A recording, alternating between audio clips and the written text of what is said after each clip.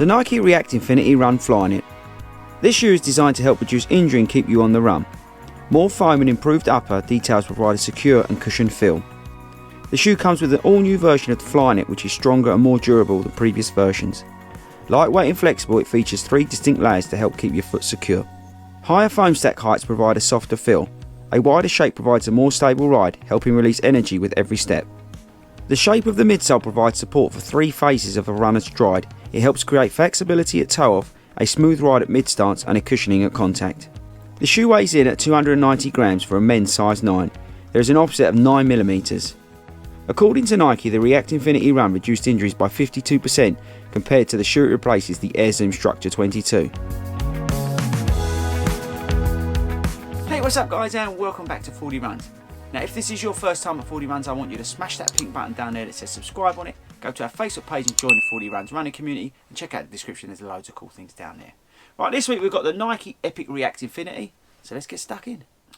Right guys, so here it is, the Nike Epic React Infinity. This shoe's been brought out by Nike to help hopefully reduce risk of injury. They did some testing and versus the Structure 22, which is this shoe's meant to replace. This shoe has had a really positive effect versus the Structure 22 with regards to injury prevention. You've got the rails around here on the heel, which is where the stabilisation comes from. You've got a rocker at the front, so again to help with foot strike. You've got a wider pad here, which will help with your foot strike as you hit the pavement or the road, which will disperse energy and just give you a bit more of a sort of impact point, a wider impact point, which is good. Makes a lot of sense. If I actually compare it to a Nike Epic Nike Pegasus, you can see the difference. So it's a really wide spot that you're going to be hitting. So there's lots and lots of area, like I say, for your for the energy to disperse. And that hopefully will reduce the risk of injury as well. Obviously nothing reduces the risk of injury like making sure you're doing the right work in the gym, make sure you're doing enough cross training, working on areas where you are weak. But I like the fact that Nike are trying to do something different with the shoes as well to try and help that as well. So that makes a lot of sense to me. And that's one of the reasons why I bought this shoe. As I get into my marathon training miles, as I start really hitting miles, I was looking for a shoe like this that would be able to sort of help me with some of my niggles, so where I've got a bit of pain and a bit of sensitivity around certain areas in my feet and some areas in my calves, which, you know, come down to me stretching and all that sort of stuff. If there's a shoe out there that's going to help me, then I'm willing to give it a go, and that's why I purchased this shoe. It's a neutral running shoe. It's a little bit on the heavy side. It's over 10 ounces, which is one thing did concern me, but actually running in it wasn't a problem. The added weight comes from the heavy use of React foam in the midsole. It's got a very high stack height, and even compared to the React, the normal Nike React Epic React shoes, it's a big difference as well. It's probably not really a shoe that would help heel strikers, so to speak, because there's not as much foam here. There's a lot of cushioning in the forefoot. But as a heel striker myself, I didn't really have a problem with it. The upper is an all-in-one boot, like the normal Epic React, which I find very comfortable. Even around here, which is quite thin, this is still very comfortable indeed. Lacing's great.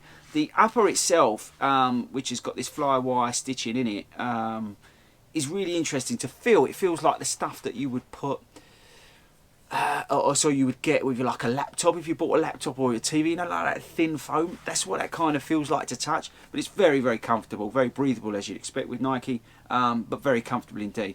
I like the whole look of the shoe. In particular, I like the black version of these. I think this white is going to get ruined in weeks. On the outsole, on the outsole, what's interesting versus the old Epic React, which is a real bugbear for me, they've got the rubber on here instead of the exposed React foam, so that's great news in the terms of traction and wear and all that sort of stuff. I didn't have any. I ran yesterday in these when it was wet. Today it was dry, so it was fine, but yesterday I wasn't slipping around or anything like that, and they say the traction was great, and I just really dig it. I say, look at that, and look how it pinches in there. But you can see why, where they're trying to go with it, so it makes a lot of sense to me. The only thing I would say, apart from the cost, this isn't really a stability shoe, so to speak. If you're pronating in certain ways, I'd really probably get fitted for it. But this is, I thought I would feel a lot different in this shoe. This feels great, and I'm not moaning about it. This was a great ride, felt responsive, and you know, I've done some fast runs in it, some slow runs in it, and it felt great on both.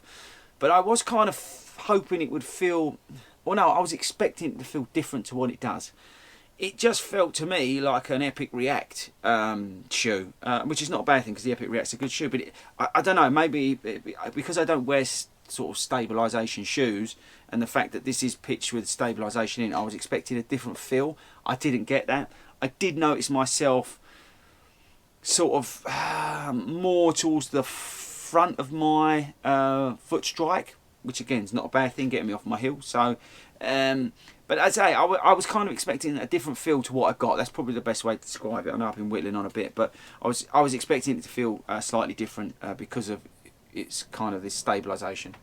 But in general, it was great. It was a nice place to be, like as I said, and I was popping along on one run today, and it picked up real nice. Even though, as I say, it's quite heavy shoe versus some of the others out there. But yeah, I think it's interesting. Check it out. Make sure you get fit for it.